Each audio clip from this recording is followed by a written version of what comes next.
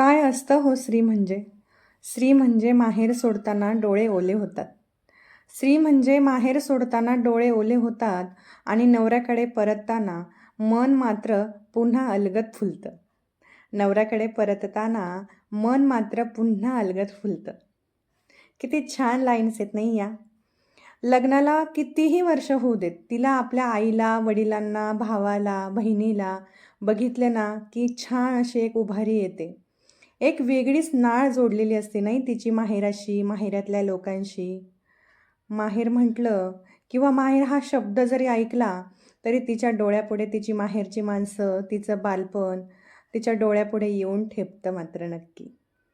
मी तर आता आयुष्याच्या या टप्प्यावर येऊन थांबले, की मला आता माहेरीही जावंसं वाटतं, पण नवरबाला पण सोडून राहावंसं वाटत नाही. जोपर्यंत नवरबांसोबत असते, तेव्हा भारी प्लॅनिंग करते मी. की आता यावेळी माहेरी गेली ना, की 4-5 दिवस राहील. प्लॅनिंग होतं, सगळं होतं. पण माहेरी गेले ना, की असं वाटतं मी माझ्या घरीच बरे होते गं बाई. कोण कोण रिलेट करतं नक्की सांगा. आज ना माझ्या भावाचा वाढदिवस आहे म्हणून हे सगळं माहेरपणा, माहेराचे सगळं हे जे काही मी वाचलं आत्तापर्यंत जे बोलले, ते सगळं म्हणजे आज भावाचा वाढदिवस आहे म्हणून सगळं येऊन डोळ्यापुढे थांबलं. माझा भाऊ म्हणजे आमच्या घरातलं शेंडेफळ माझ्या माहेरच्या. आम्ही तिघी बहिणी आणि त्याच्यानंतर तो. तर मग म्हणतात ना, की मोठी बहीण म्हणजे आईच्या ठिकाणीच असते, तर तसंच काहीसं आमचं बॉन्ड आहे. खूप छान बॉन्डिंग आहे माझं आणि माझ्या भावाचं. आमचं सगळ्यांचंच बॉन्डिंग खूप छान आहे, माझ्या बहिणींचं, माझ्या भावाचं. तर तो आता ॲडव्होकेट आहे. आज त्याचा वाढदिवस आहे, तर म्हणून हे सगळं मी बोलले. माहेर म्हटलं की खरंच थोडंफार का होईना डोळे भरून येतात, डोळे ओलावतात. खूप छान असतं माहेर म्हणजे. जोपर्यंत आई-वडील आहेत तोपर्यंत म्हणतात की आई-वडील आहेत तोपर्यंतच माहेर आहे, असं काही नाही. भाऊ असला तरी पण ते माहेरच आहे. आपलं माहेर हे माहेरच असतं. त्या ठिकाणी जरी गेलो, त्या घरी जरी गेलो, तरी आपल्याला एक वेगळीच ऊर्जा येते. वेगळंच आपल्या आठवणी असतात त्या घराशी जोडलेल्या, त्या अंगणाशी जोडलेल्या. आपलं बालपण आयुष्यभर अख्खं बालपण आपलं तिथं गेलेलं असतं. तर खूप छान आठवणी असतात आपल्या माहेराशी. जोपर्यंत आहे सगळी माणसं तोपर्यंत सगळ्यांना जपा, सगळ्यांवरती प्रेम करा. नंतर गेल्यानंतर काहीही उपयोग नसतो, असं आहे. तर चला तर मग माझ्या भावाचा आज वाढदिवस आहे, त्याला नक्की शुभेच्छा द्या सगळ्या. थँक यू सो मच जर शुभेच्छा दिल्या तर. तर आता तुम्ही इथे बघत असाल, की मी मासवडीची तयारी चालली आहे. म्हणजे तुम्ही म्हणत असाल, की काय ही सारखीच मासवडी करते. तर झालं असं, की याच्यामागे मला स्टोरी आहे थोडीशी ती सांगते.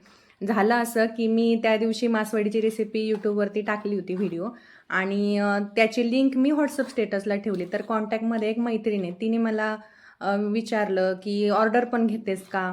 तर मी नाही बोलली तिला कारण की मी घेतच नव्हते ऑर्डर आणि मग तिने मला फोर्स केला की माझ्याकडे पाहुणे यायचेत, मला तुझी मासवडी खायची आहे, तर मग मला देशील का? तर मी विचार केला, म्हटलं देऊ शकते, एवढं काही प्रॉब्लेम नाही, येतेच आहे मला तशी मासवडी करता. मग तिने मला फोर्स केला, मग मी पण तयार झाले. तिला 4 लोकांसाठी मासवडी द्यायची होती. तिच्याकडे 4 लोकं येणार होते, 4 जणं. तर मग दिली मी तिला. बोलली की हो चालेल. मला तर किती पैसे घ्यायचे, काय घ्यायचं असं काहीही माहीत नव्हतं. तर मग मी तिला विचारले, "तुला माहिती आहे का काय चार्जेस वगैरे?" तर ती बोलली, "तुझ्या मनाने सांग." तर मग मी दिले तिला. माझ्या काय असतील ते चार्जेसप्रमाणे मी तिला दिली ऑर्डर. तर मग असं झाली ती ऑर्डर मागची कथा. तर आणि गुरुवार होता. स्वामींच्या कृपेने मला ऑर्डर मिळाली. गुरुवार होता त्या दिवशी म्हणून मी ती ॲक्च्युली ऑर्डर घेतली. आणि पैशापेक्षा अनुभव महत्त्वाचा असतो. तर मग मी घेतली ऑर्डर. मग तिला तेच ऑर्डरची माझी तयारी चालली आहे. तिला 12:30-1 वाजेपर्यंत तिचे पाहुणे येणार होते. तर मग माझी तीच तयारी चालली होती. बाकीचे कामं सगळी आवरली होती. भांडे दिसत असतील ते इग्नोर करा प्लीज आणि थोडासा कचरा आहे, तो प्लीज इग्नोर करा. कारण की गडबड होती. 1 वाजेपर्यंत द्यायचं होतं मला तिला सगळं आणि मी लवकरच लागले होते. मग मला वाटतं मी 9:30ला लागली होती का सगळं तयारी करायला. आणि अंदाज येत नाही. आपल्या घरी असेल तर कसं पण होऊन जातं. पण बाहेर द्यायचं म्हटल्यानंतर थोडीशी का होईना मनामध्ये थोडं हे राहतं, की बाबा त्यांना तिखट जमतं की नाही, माझी चव त्यांना आवडते की नाही किंवा मग चांगल्या होतात की नाही. कधी-कधी तर असं होतं, की आपला घरी स्वयंपाक खूप छान होतो. पण कोणी पाहुणे येणार असेल तर आपल्याला ते दडपण येतं की काय माहिती. त्यामुळे कधी-कधी स्वयंपाक आपला बिघडतो. एकदा तर माझ्याकडे माझ्या नणंदबाईंत्या येणार होत्या आणि मी बनवली, भाजी बनवली, भात वगैरे बनवला आणि मी कोणत्याच पदार्थात मीठ घातलं नव्हतं. असं माझ्याकडून चूक झाली होती. तेव्हापासून मी आठवणीने मीठ घालते. मग तिला 4 माणसांसाठी मी दिलं होतं. थोडंसं जास्त दिलं होतं, की नको म्हटलं बाबा तिला पाहुणे येणार, कमी पडायला वगैरे नको असं. आणि मग तेच मनामध्ये चालू होतं, की कसं होतं, कसं नाही, गडबड चालू होती माझी. मग आता इथे वड्या माझ्या तयार झाल्या होत्या. मग 11:30 वाजले होते, तेव्हाच माझं सगळं वड्या रेडी झाल्या होत्या. मग आता मी रस्स्याची तयारी करायला घेतली होती. मग थोडंसं मोठंच पातेलं घेतलं, कारण की मासवडीसोबतचा जो रस्सा असतो तो जास्त प्रमाणात लागतो. म्हणून मग मग असं ठरवलं की आता हिची ऑर्डर देते आहे, तर मग संध्याकाळचा पण स्वयंपाक काही करायचा नाही, हेच आपण पण खाऊया. कारण की सकाळी सगळ्यांचे डब्बे वगैरे गेले होते, मुली शाळेत गेल्या होत्या, सगळं झालं होतं. मग बाकीची कामं माझी आवरली होती. फरशी वगैरे मी आवरलं होतं लवकरच, कारण की तिने मला आदल्या दिवशी रात्रीच मैत्रिणीने सांगितलं होतं की ऑर्डर देईल म्हणून, ऑर्डर मला हवी एवढ्या वाजता. मग बाकीची कामं तशीच ठेवायला नको, तशीच पडायला नकोत, म्हणून मग मी लवकर आवरलं होतं. मग आता इथे रस्ता वगैरे सगळं टाकून झालं होतं माझं.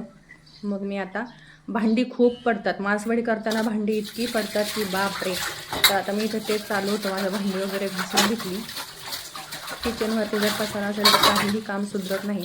एकतर माझं किचन छोटंच आहे जरासं, त्यामुळं मग मी पटपट आवरून घेतलं, भांडी वगैरे आवरली सगळी, किचन स्वच्छ करून घेतलं आणि कपडे सुकत घालायचे राहिले होते, ते कपडे सुकत घातले. तिला 1 वाजेपर्यंत ऑर्डर हवी होती, मग मला वाटतं 12 वाजेपर्यंत माझं झालं होतं. पण मग ती बोलली होती 1 वाजता, मग म्हटलं आपली बाकीची कामं तोपर्यंत आपण करून घेऊया, असं झालं होतं. आता भांडे वगैरे घासले मी, भरून नव्हतं ठेवलं, पॅकिंग नव्हतं करून ठेवलं, कारण की रस्ता गरम होता. वड्या झाल्या होत्या थंड, वड्या थंड झाल्यावरतीच साफ करावे लागतात. तर मग रस्ता उकळत होता, त्यामुळं मग मी रस्त्याला छान उकळी येईपर्यंत किचन स्वच्छ करून घेतलं, भांडी वगैरे सगळी घासून घेतली, फरशी वगैरे तर आधीच झालं होतं माझं.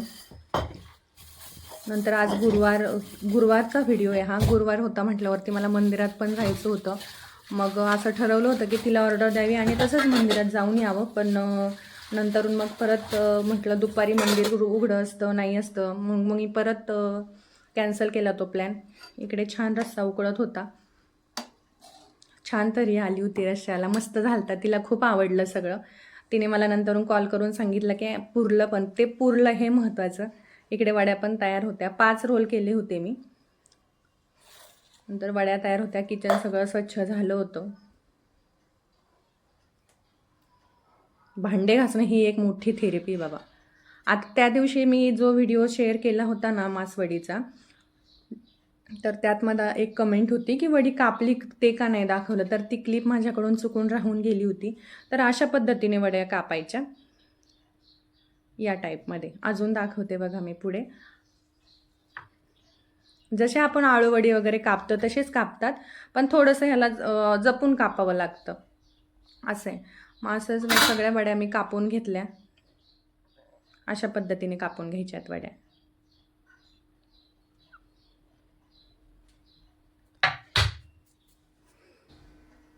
नंतर स्वामींना प्रसाद ठेवला. स्वामींच्या कृपेनेच मला ही ऑर्डर मिळाली, कारण गुरुवार होता, मी स्वामी भक्त आहे. तर मग मी ऑर्डर भरत होते, पैसे कितीही असो ते महत्त्वाचं नाही, ऑर्डर मिळाली. आणि मी विचार केला की बापरे, मला अगोदर पण मासवडी येत होती, मग मी अगोदर का नाही ऑर्डर घेतल्या, मी का नाही असं हे केलं, असं काही पण. नंतर मग मंदिरात आले संध्याकाळी, मुली शाळेतून आल्या होत्या, त्यांना घेऊन वगैरे आले. मोठ्या मुलीला अन्वीला मी चेसचा क्लास असतो तिचा बुद्धिबळाचा, तो त्याला सोडला आणि आम्ही दोघी आद्यश्री आणि मी मंदिरात आलो होतो. छान वाटतं मंदिरात आल्यानंतर, एक वेगळंच शांत होतं मन, मस्त वाटतं मंदिरात आल्यानंतर. आणि हे मंदिर जे आहे इथं आल्यानंतर असं वाटतं की आता बाबा जाऊच नाही घरी, इथेच बसून राहावं, इतकं छान वाटतं स्वामींच्या मंदिरात. तर मग मी स्वामींच्या मंदिरात जपमाळ वगैरे केला, छान वाटलं. ह्या सगळ्या आज्या होत्या, ह्या आजीच म्हणाव्या लागेल, म्हणजे त्या वयाच्या. तर त्यांचं सगळ्यांचं हे चालू होतं, त्या तिथे हरिपाठ म्हणतात. तर असा होता आजचा माझा दिवस. काही व्हिडिओमधला काहीही जरी आवडला असेल तर एक लाईक करा, शेअर करा आणि सबस्क्राईब नक्की करा. Thank you so much for watching.